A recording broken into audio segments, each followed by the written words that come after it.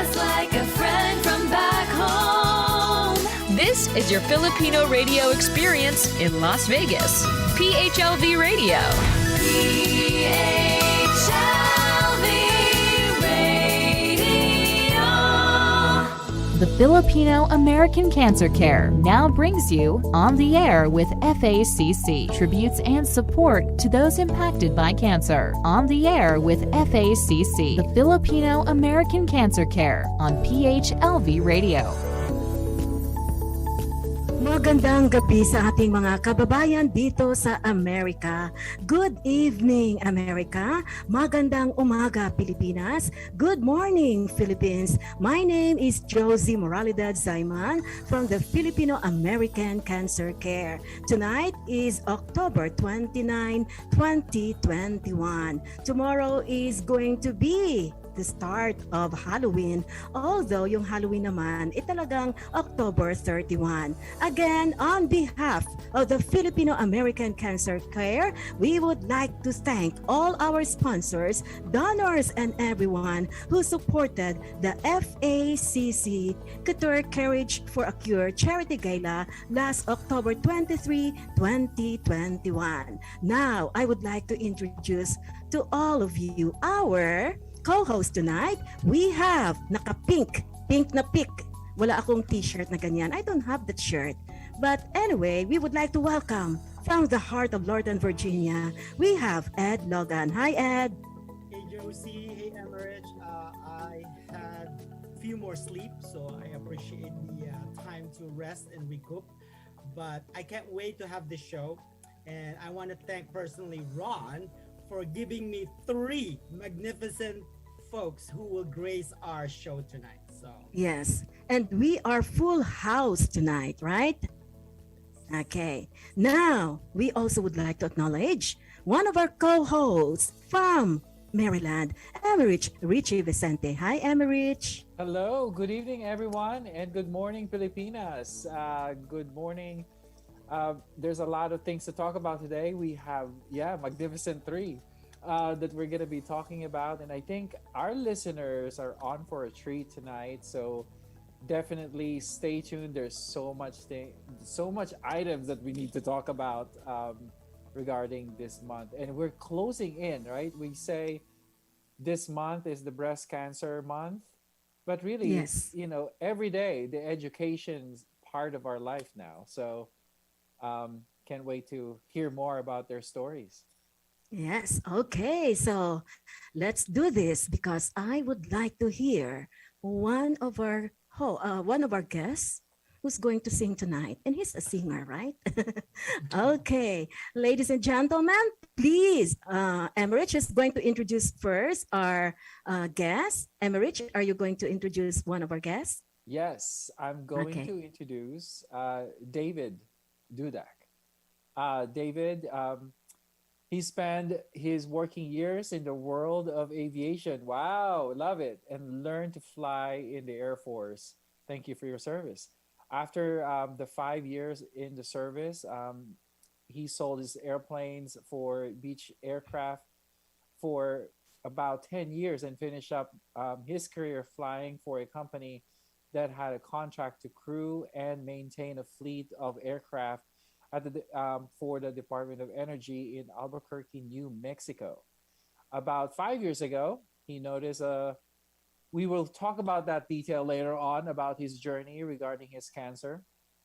But there's so much more. He is right now living in Colorado, always visiting, always with a family member there, and that's why they stay there a lot of time. But really, they used to be living in Albuquerque, New Mexico. Without further ado, because there's so many things that we're gonna talk about him later on, I want to welcome again David Dudak. Thank you very Hi, much. David. Hi, David. How's Colorado? Colorado is wonderful this fall. The weather's been great. Yeah. But it's getting ready to change. We're expecting. It's coming. Yeah, it is. You coming, can almost Dave. see it over the mountains as it seeps across. Yeah. But it's been beautiful. We don't expect it to get to get cold and wet until Sunday. But Sunday will change. What part of Mhm. Colorado are you in? We're north of Denver and a little bit east. Our address is actually Brighton, Colorado, but it's not really a suburb. It's just outside of the Denver. Perfect. How long have you been living in Colorado? Well, we come and go. We spend a lot of time in our motorhome, and when it gets cold, we're gone. We'll go to Arizona because Okay. we will stay. We will stay until after the holidays, and then we go to Arizona, so we can be warm. Quite frankly, and we have a Okay. daughter down. We Yeah, have a daughter in Arizona. we're gonna talk about motorhome later. Okay. Oh, Okay. Now, Ed, would you like to introduce our second guest? Yes, I'll introduce Patricia, or we call it Pat. Pat Washburn, currently serving as the Male Breast Cancer Coalition Global Advocate. She's a 64-year-old grandmother of 24. What a blessing. And a great grandmother of 14. She and her husband, Marilyn Washburn, were married for over 22 years when her husband, Marilyn, were diagnosed with stage 4 metastatic breast cancer, as his cancer was so advanced that the couple were told that there was no cure. We will learn more later. So, Pat, welcome to our show tonight. Thank you so much. I appreciate being able to come and visit. And my husband is Marlon, and you're not the first person that has mispronounced his name. He went through his entire life being mispronounced. So please don't worry about that. But it is Marlon, and I look forward to sharing my story with you. And we are so honored to have you here tonight, and we're gonna pay tribute to your husband as well. Thank you, Josie. Okay, now we're going to introduce our third guest, a Bronx native currently living in Throgs Neck, is a 10-year male breast cancer survivor. He's a product of the Bronx school system and had a 31-year career with the federal government as a facility maintenance manager, and now serves as a lead advocate for the Male Breast Cancer Coalition.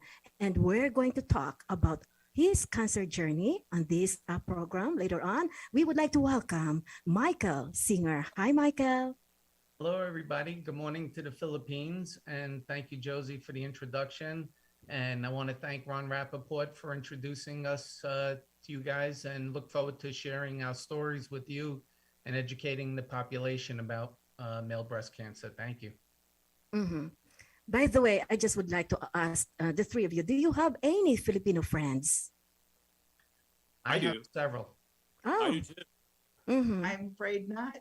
Yes, Now you have friends, Pat. You have 3 Yes. already. So yes. David, tell us about your Filipino friend. Where did you meet him or her?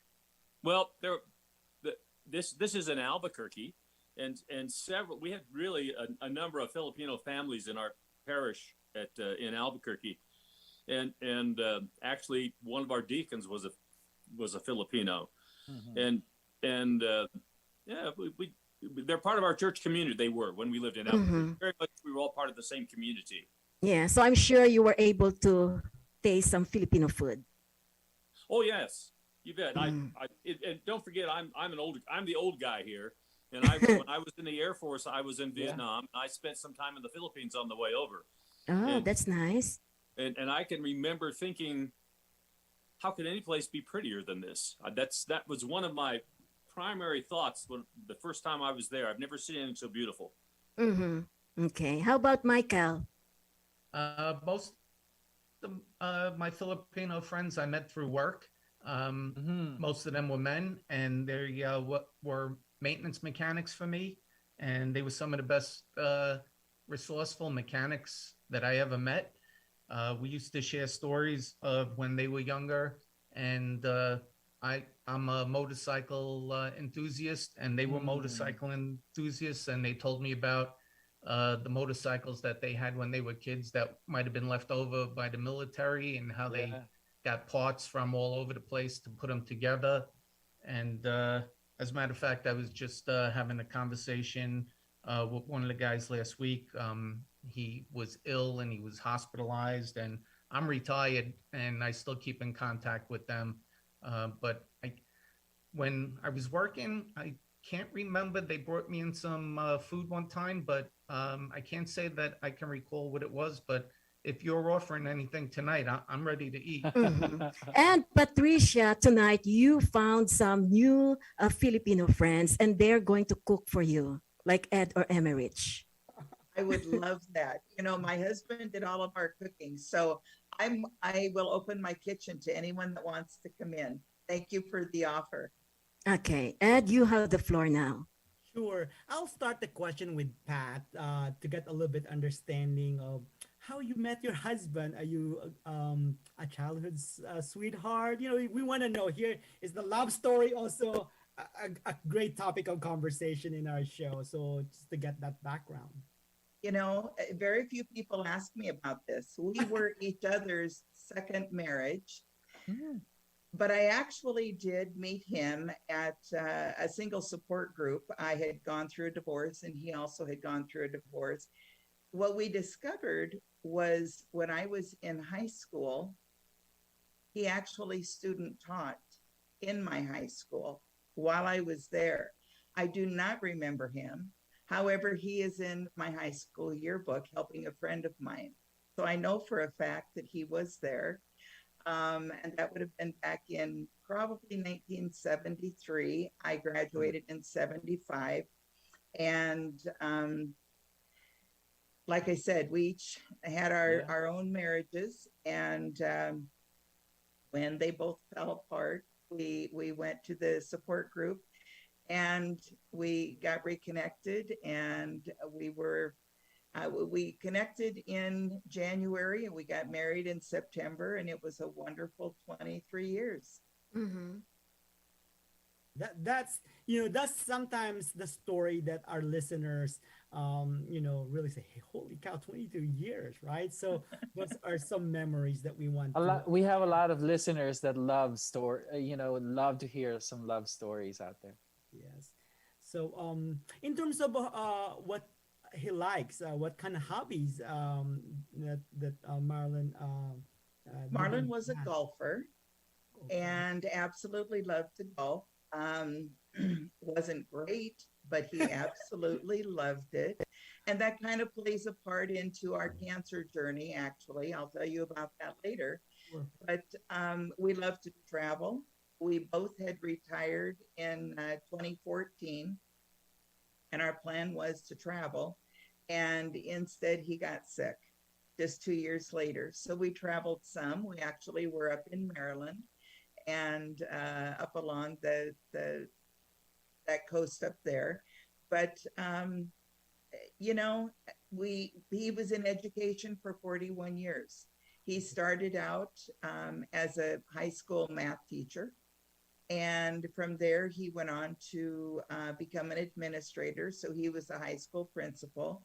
And he did that for 41 years, and he absolutely loved it.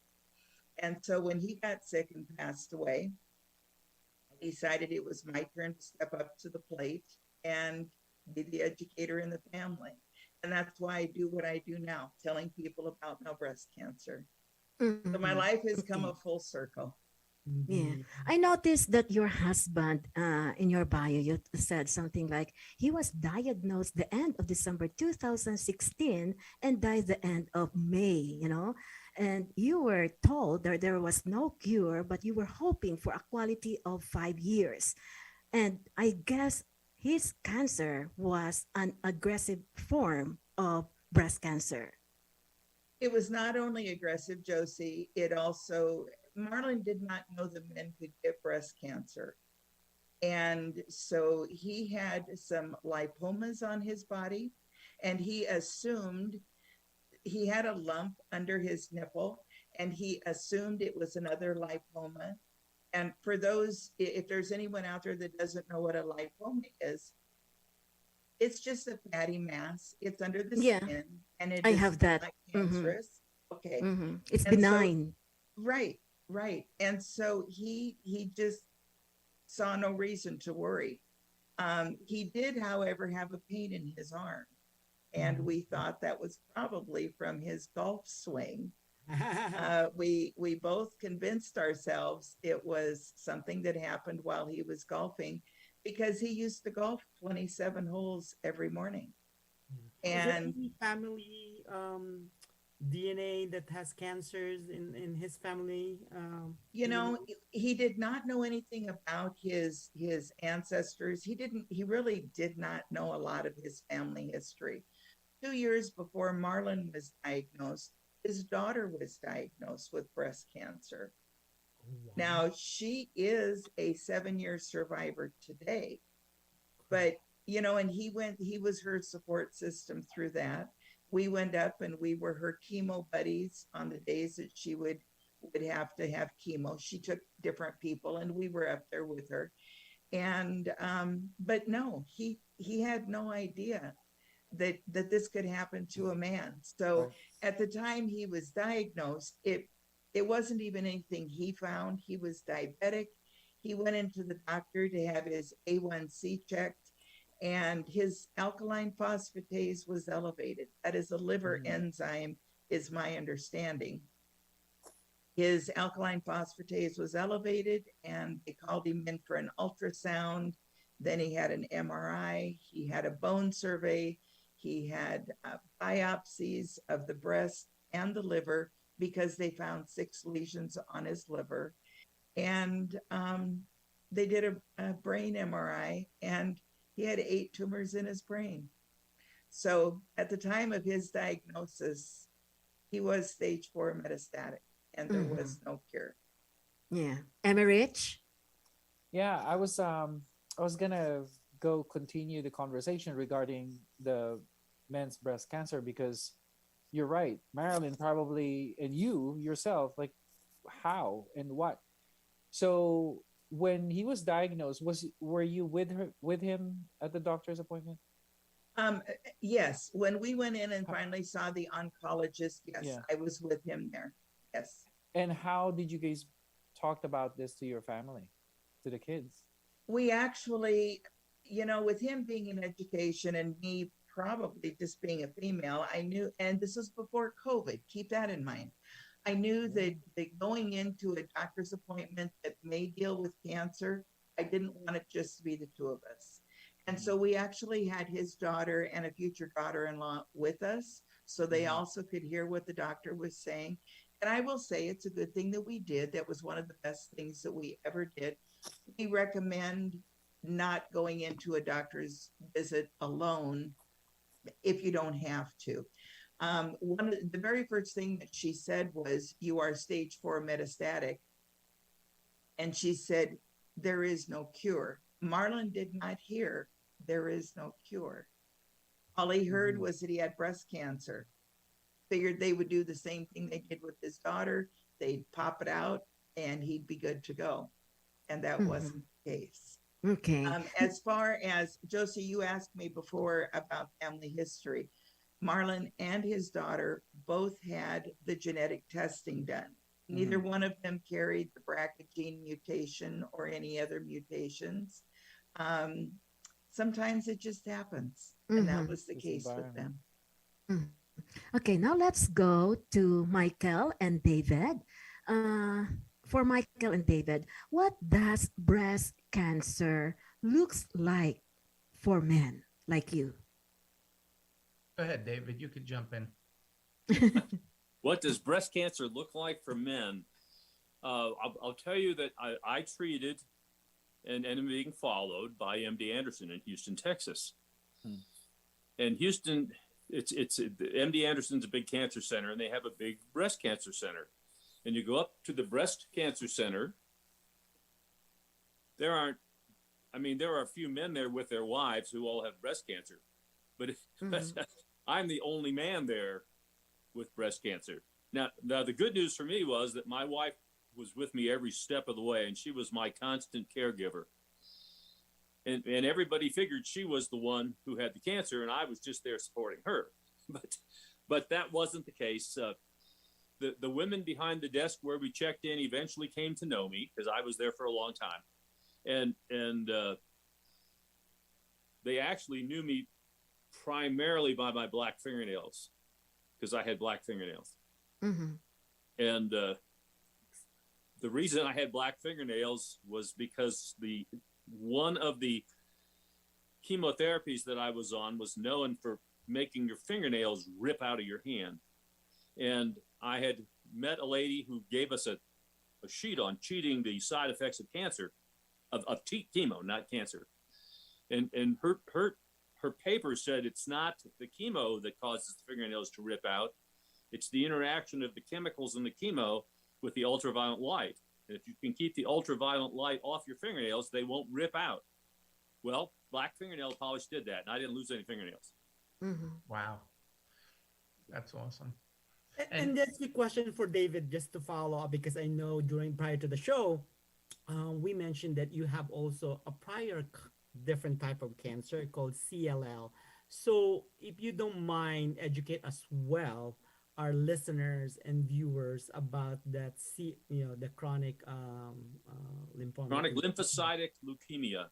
And I was diagnosed with that before I was diagnosed with breast cancer. That's how we got to Houston, by the way. They have a whole covey of specialists in CLL. So it's a blood cancer, but it also affects the lymph nodes, which complicated my breast cancer things, because they weren't sure when they first were looking into the various tests that they did, whether my lymph nodes were weird because I had cancer in them or because I had CLL. They came to assume it was CLL, but they were wrong. I had quite a few lymph nodes. They removed 62 lymph nodes from me, which is almost an unheard of number. And 8 of those were cancerous. 2 more were a suspect. CLL, generally speaking, most people, when they are diagnosed, do not treat for a while. They won't generally treat it until there is a reason, and there's a lot of different criteria for them to start treatment. I didn't go into treatment until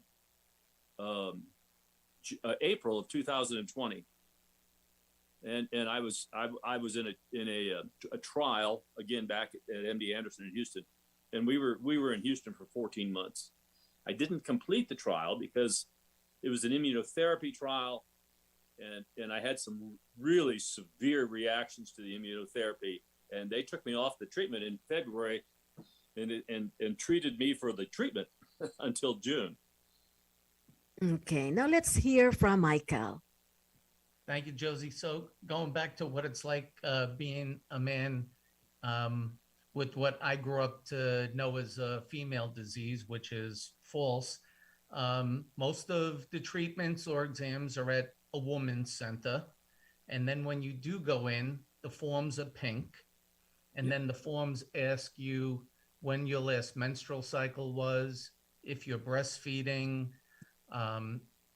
These are things that I have no clue, don't affect me, but actually kind of make it embarrassing to have breast cancer, or stigmatizing, because everybody thinks of breast cancer as a woman's disease. Mm-hmm.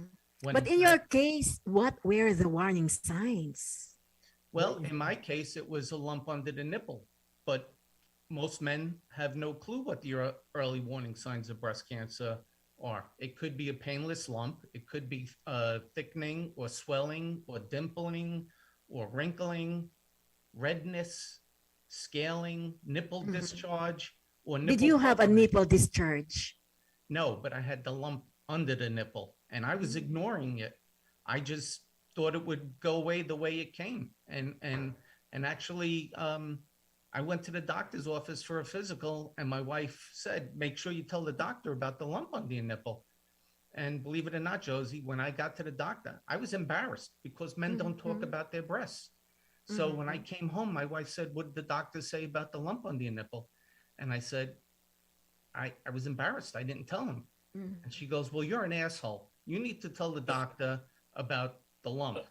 And believe it or not, the doctor's office called the next day because they saw something in my blood work, and went back to the doctor's office. And it was at that second visit that I said, Doc, they called me back because they saw something in my blood was basically that I was pre-diabetic and they wanted to run more blood tests. And I said, Doc, while I'm here, I have this lump under my nipple. And he was like, what do you mean you have a lump on your nipple? And most people, it's very important to give family history when you go to the doctor's office. And my doctor knows my family history, and that my older sister had died 2 years prior to this of metastatic breast cancer. So when he heard that I had a lump under my nipple, it set off sirens, and he sent me immediately for a biopsy. Emmerich?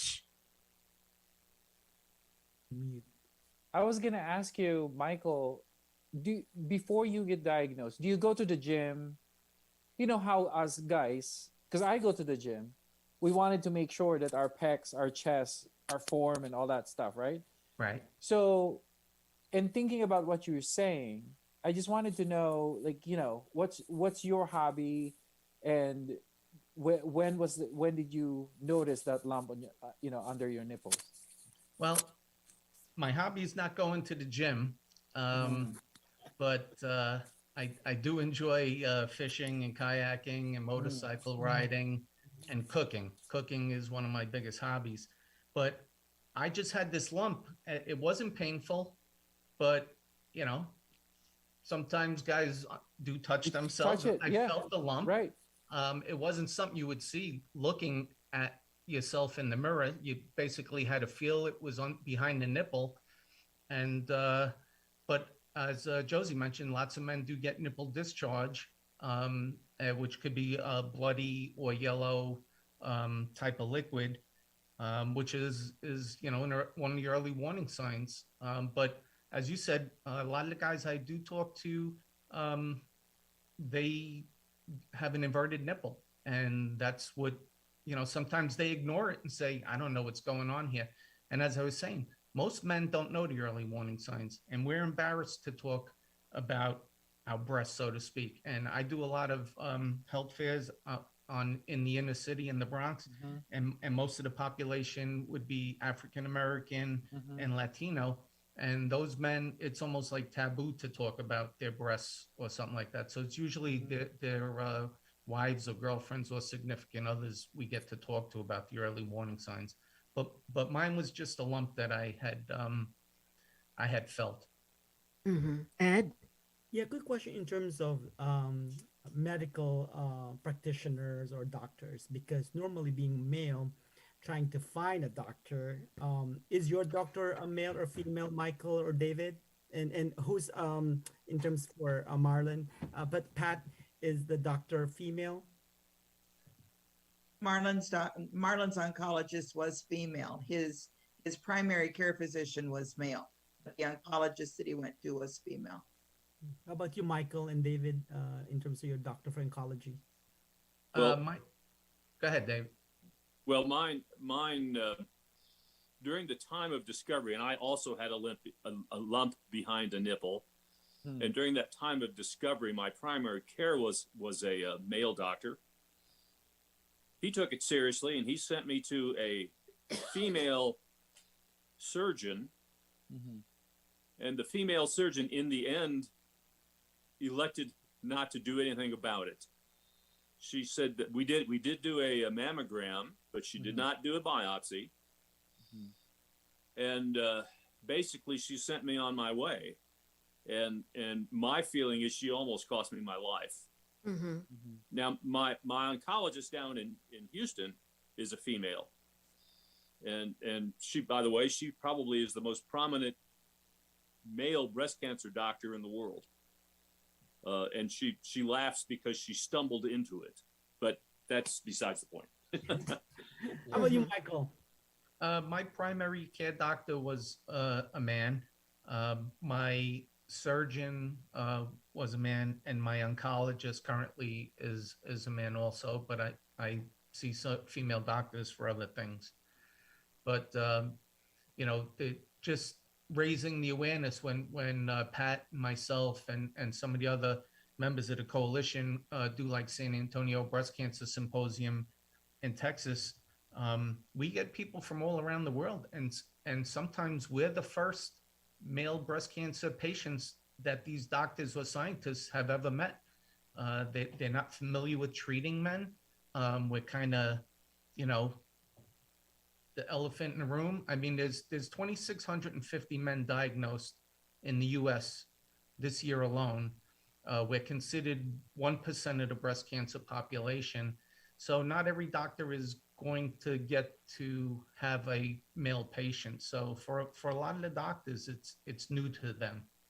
Okay. Now, before we play a special song for our special guest, I just have one question. Is it normal in your understanding, is it normal for men to have a lump? Because for women, it's normal, every month. Whenever we have a period, that's normal. We have cysts. Not normal for any of the guys I know. No, normal.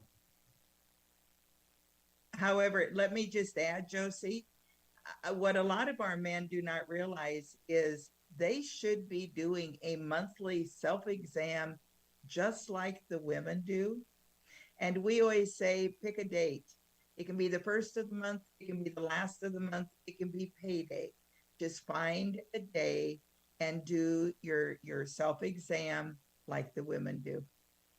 Mm-hmm. And So that's Josie, a very good point. Yes, go ahead. Josie, for men who are unfamiliar with how to do a breast self-exam, if you go to the Male Breast Cancer Coalition's website, we have videos. We have the co-founder demonstrating how a man can do a self-breast exam. We also have information cards that are downloadable showing pictures how a man can do a self-breast exam, and on the flip side, how a woman does a self-breast exam. And we also have it in, I think we're up to like 30 different languages right now. And that's downloadable at the malebreastcancercoalition.org's website. Well, thank you. And we will include that now, a link in our website so that we can continue find organization that will raise awareness. And this is one of the most important funded as well from research, right? Because we're trying to also educate our community, because I'm sure there will be someday, somehow we will find a story of that individual. And really this one at least can have some impact in terms of education and awareness. Yeah. So appreciate It's a it. great resource. Yes. Before we move on and talk about the Male Breast Cancer Coalition, we have a special song. And Michael, please prepare. This time from a YouTube sensation, Brian Magsayo.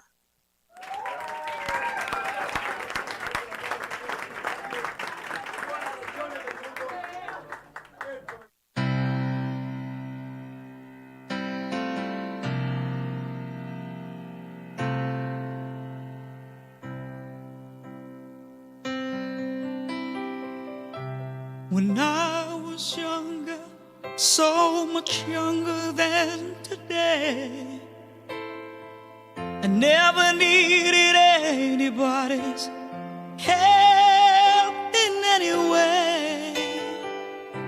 But now those days are gone, I'm not so self-assured.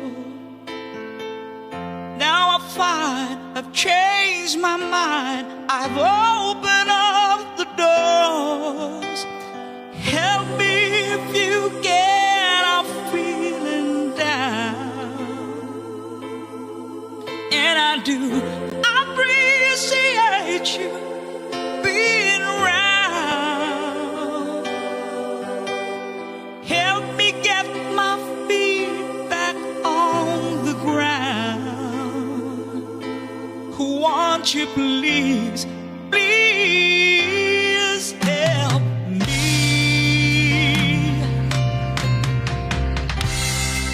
And now my life has changed in oh so many ways.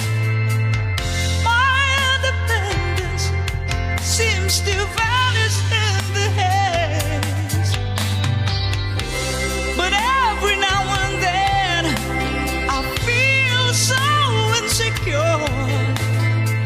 But I know that I just need you like I never done before.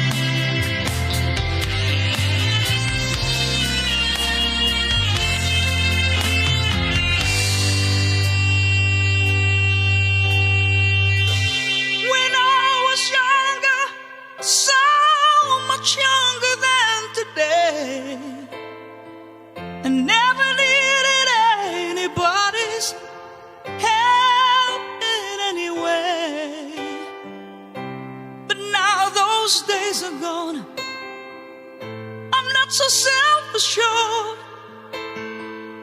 Now I finally changed my mind. I open up the doors. Help me if you can. I'm feeling down, and I do appreciate you being around.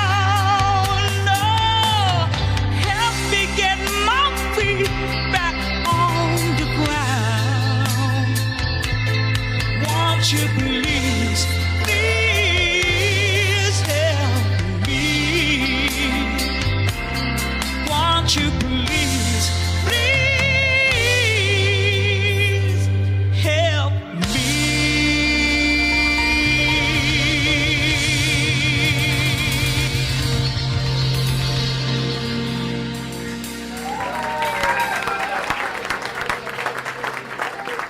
Thank you so much, Brian Magsayo, one of our supporters and YouTube sensation. Michael, would you like to challenge Brian? I think that's out of my key, but there must be a delay because I was keeping up with him through the whole song. He's very Okay. talented. He's amazing.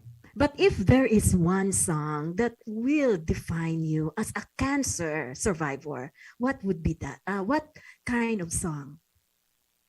Or what is that song?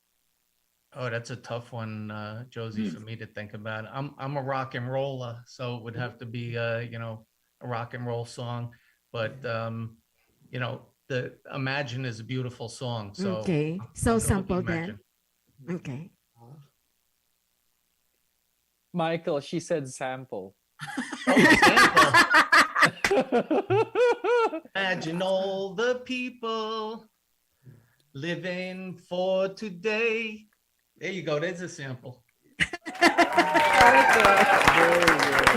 Now, which you have the floor. Sorry, go ahead.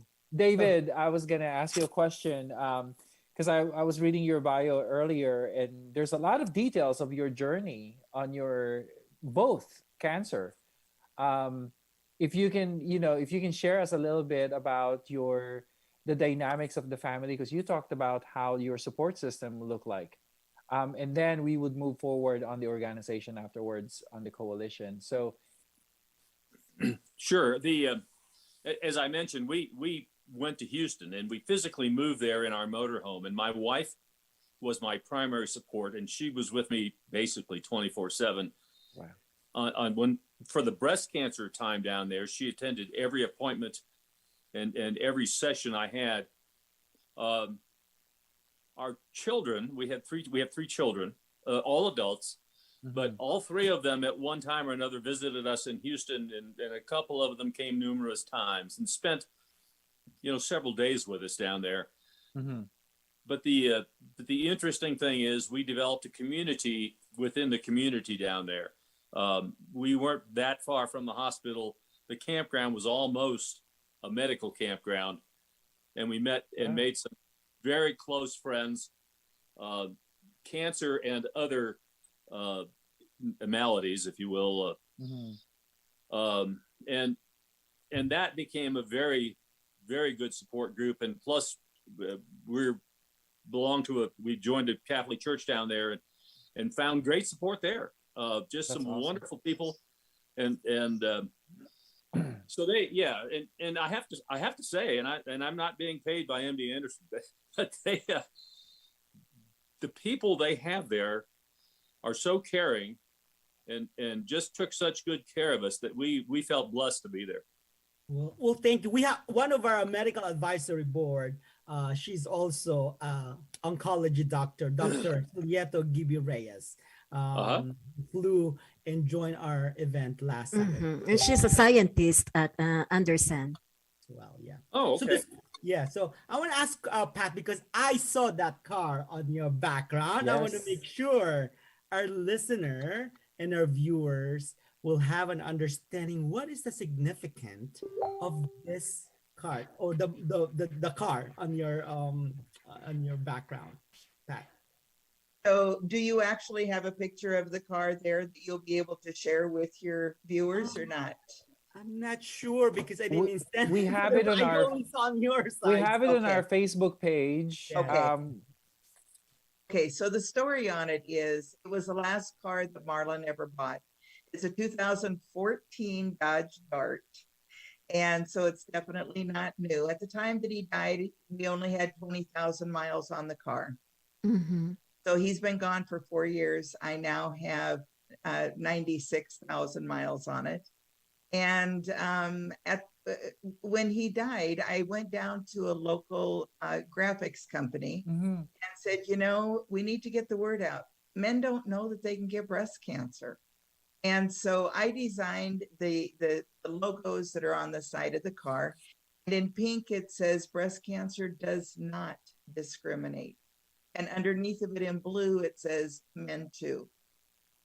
And then it has the pink and the blue ribbons. And when we got all done, the lady that I was speaking with, she said, we need to have a picture of your husband on the hood. And I said, I don't think we need that. And she said, yes, we do. And so I found a picture that he and I had taken down in our basement at Christmas time. And that's when he was being diagnosed. And so they cropped me out of the picture.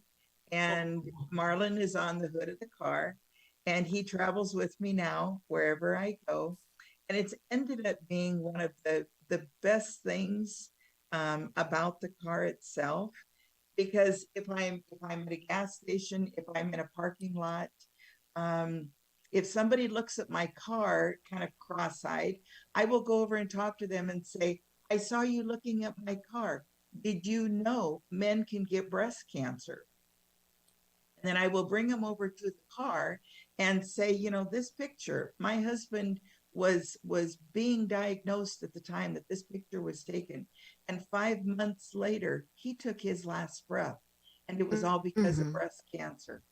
So that's the story on my car. I travel from the East Coast to the West Coast, and I talk to people about breast cancer in men. I just got back with the co-founder of the Male Breast Cancer Coalition.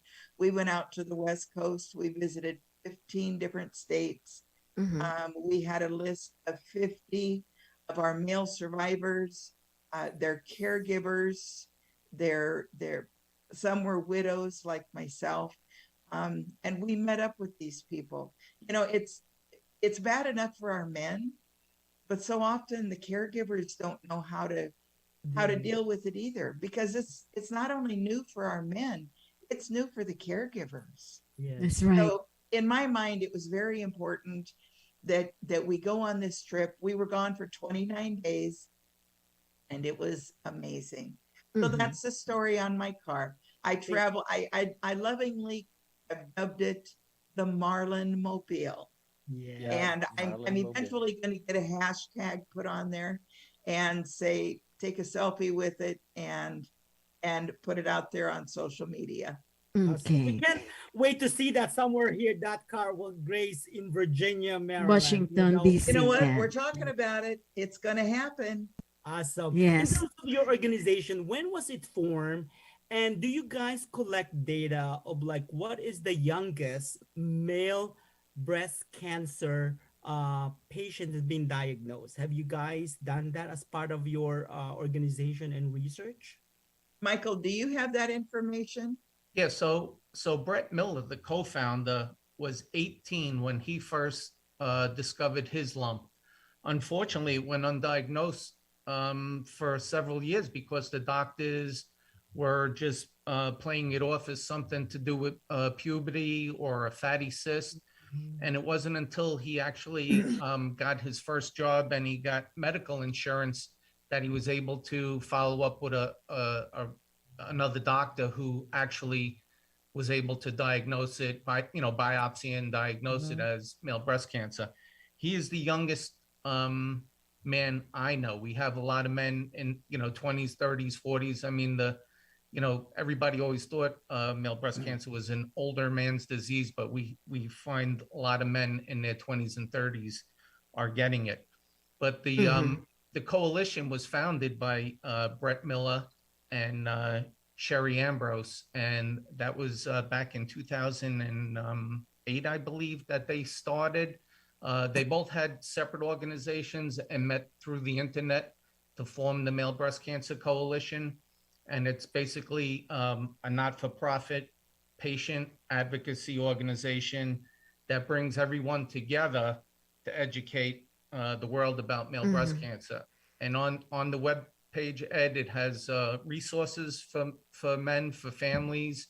There's an in memoriam page for men who have passed away from metastatic breast cancer. It's an amazing website for your audience to visit. And you know what I noticed here on your website? One of our medical board of advisors, Dr. Don Dizon, is also one of your medical and scientific advisory council. So he's a member of this council. That's good. That's what he told me about your organization. And then, amazing. Of course, Ron said, I'll be happy to provide the resources of speaker. And I said, it's a small world. So that's why I felt like as we close our advocacy and topic of breast cancer, we want to dedicate this to you guys and honor Marilyn in our show tonight, Pat.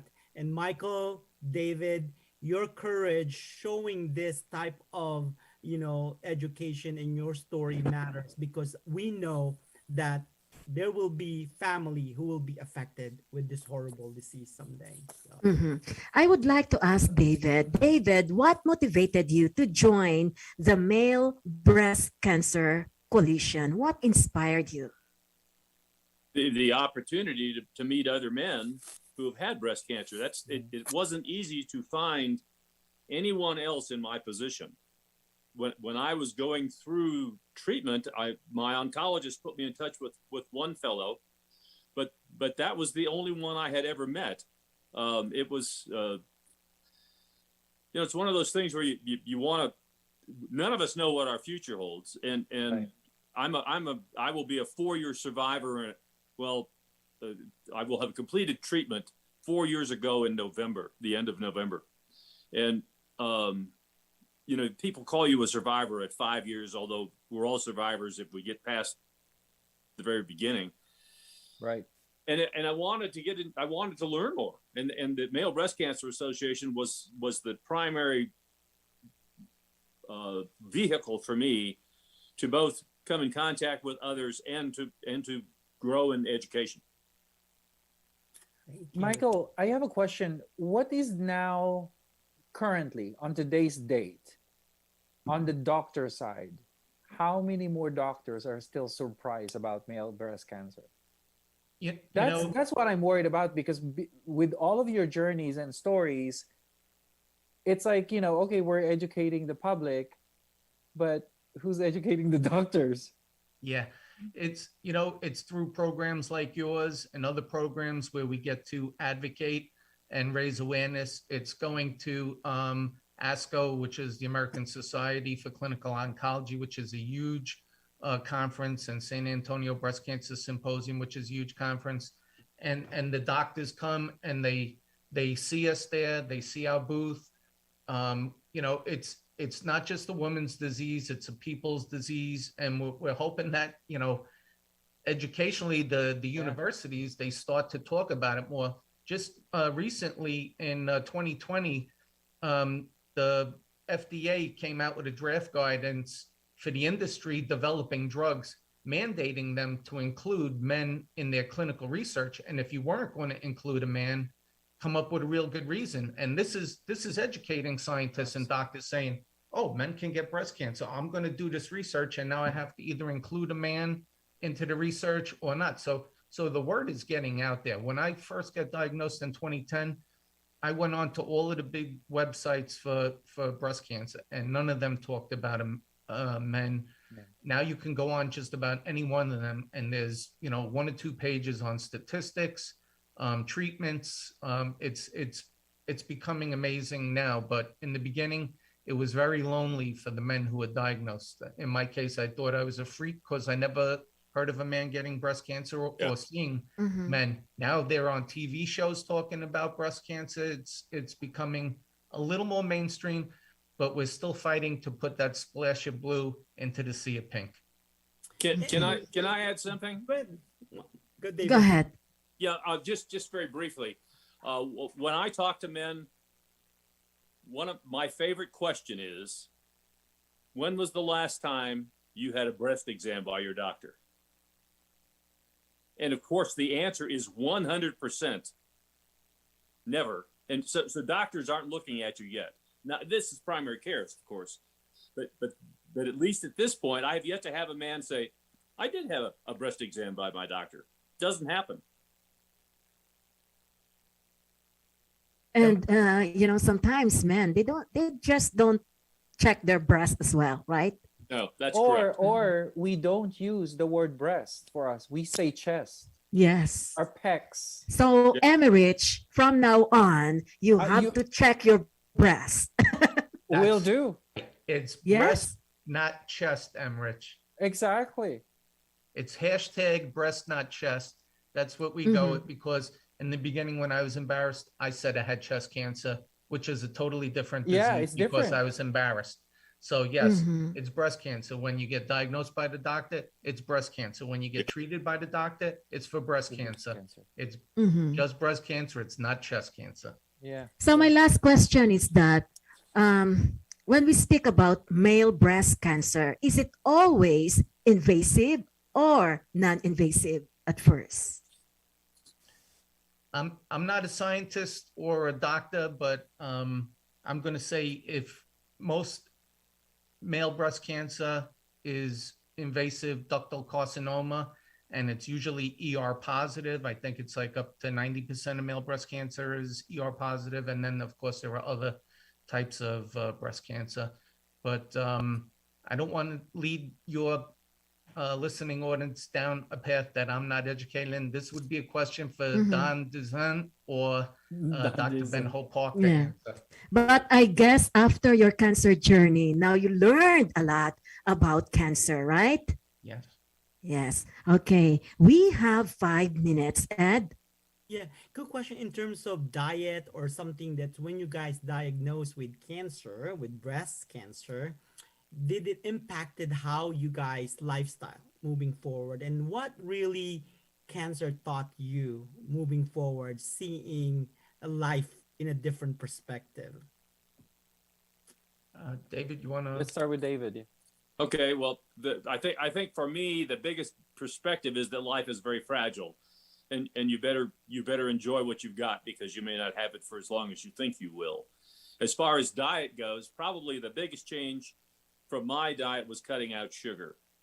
I've cut down on red meat, but mainly I've cut out sugar and I eat less red meat, and I don't drink as much beer as I used to. Darn it. Okay. How about Pat? With Marlon, since he was a diabetic, we did talk to his diabetic doctor also. And at his stage of the game, her comment was, don't worry about his food, try to get food in him. So, he was at an altogether different stage than what David and Michael were at. And I'm sure at a different stage, they definitely would have been worried about his foods and whatever. Once he started treatments, he didn't want to drink, he didn't want to eat. And so any kind of food was welcome. How would you like your husband to be remembered?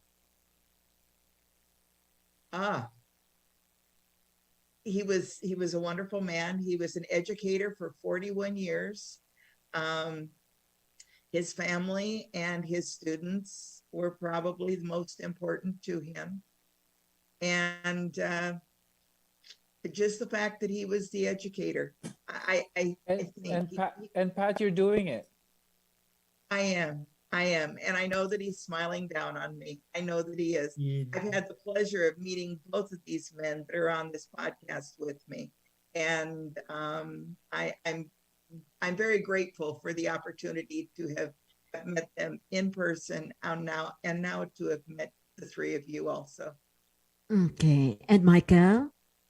As far as diet and exercise, I believe it's very important. Trying to maintain a balanced diet. Anything in anything in moderation's okay, and getting your exercise in definitely helps. In Pat's case, her husband was metastatic, and unfortunately for those people, it's an 18 to 36%, 18 to 36 month possibility of living. And unfortunately, in Marlon's case, he didn't last that long. And Pat is an amazing ambassador, paying him tribute. And although I never met Marlon in person, I know all of the stories about Marlon from Pat. So Marlon's living through Pat without a doubt. Thank you, Michael. Thank you so much to all our special guests tonight. We have David, Pat, and Michael. Ed? That's it. We have Thank 1 you, minute. Ed. Thank you so much. And I know this is just a start of our partnership and collaboration, and we can't wait to do more to raise and fight together this horrible disease. Thank you. Okay, and Emmerich. Thank you so much, Pat, Michael, and David. Please say hi to your family from us, from all of us, and for all of your friends who are still in the journey and going through this, make sure to tell them that they are not alone. Mm-hmm. And we learned a lot from our guest did. tonight. Amazing. Yes, and especially you, Emmerich, right? Yes, I've learned so much. Okay. Thank you so much, ladies and gentlemen, for being with us tonight on this radio show on the air with FACC, Filipino American Cancer Care. Thank you so much and good evening.